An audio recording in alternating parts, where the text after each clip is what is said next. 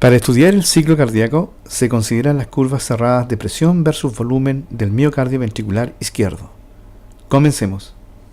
La sístole ventricular comienza con la contracción isovolumétrica, la cual se caracteriza porque las válvulas auriculoventriculares están cerradas, al igual que las válvulas semilunares o sigmoides.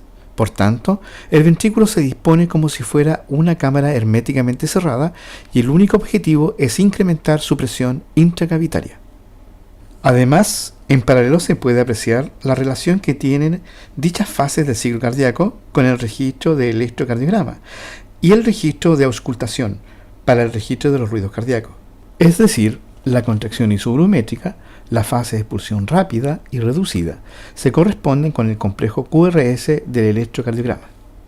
Tal como se aprecia en la figura correspondiente a la curva cerrada de presión versus volumen, en tal caso la flecha de color rojo denota el incremento de la presión dentro de la cavidad ventricular, de tal forma que cuando se alcanza aproximadamente 80 milímetros de mercurio de presión en el interior del ventrículo izquierdo, se produce apertura de las válvulas sigmoideas o aórticas y por consiguiente comienza la fase de expulsión rápida o máxima de sangre, lo cual eleva la presión al interior del ventrículo, expulsando un gran volumen de sangre en dirección de la arteria aorta.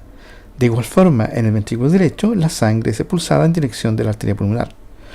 Luego sobreviene la fase de expulsión reducida o mínima, en donde el ventrículo continúa expulsando sangre, pero un menor volumen. Es importante destacar que en la fase de expulsión reducida, la presión en el ventrículo se reduce, pero la presión en la aorta continúa elevada. Esto provoca un retroceso del flujo de sangre desde la arteria aorta en dirección del ventrículo izquierdo, lo cual trae consigo el cierre de las válvulas aórticas. Lo anterior se corresponde con el segundo ruido cardíaco, el cual en el registro de auscultación se denota fonéticamente como DU, debido a la diferencia de presión entre la arteria aorta y el ventrículo correspondiente, con lo cual se impide que la sangre literalmente retorne al ventrículo.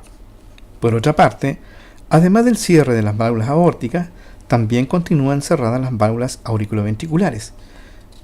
Dicha condición va a determinar la siguiente fase del ciclo cardíaco, esto es la diástole.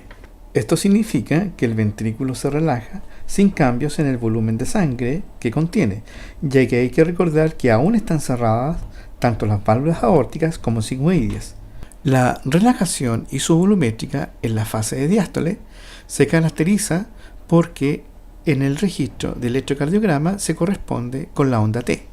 La diástole comienza con la relajación isovolumétrica, la cual se caracteriza por un descenso en la presión intracavitaria. Posteriormente, debido a la diferencia de presión entre las aurículas, con mayor presión debido al retorno de la sangre o retorno venoso, se producirá apertura de dichas válvulas y comenzará el llenado ventricular rápido, en donde el ventrículo puede alcanzar alrededor del 75% de su capacidad de volumen.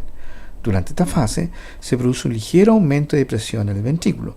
Luego sobreviene la fase de llenado ventricular lento o diastasis, lo que contribuye a aumentar levemente la presión al interior de dicha cavidad, tal como lo demuestra la flecha roja, ahora dispuesta horizontalmente, donde presenta una leve pendiente o ascenso. Finalmente, para completar el llenado ventricular, tiene lugar la sístole auricular, con lo cual se eleva la presión tanto en la aurícula como en el ventrículo. Esto último queda registrado en la flecha roja, que ahora denota la forma de una onda en el registro gráfico de presión versus volumen.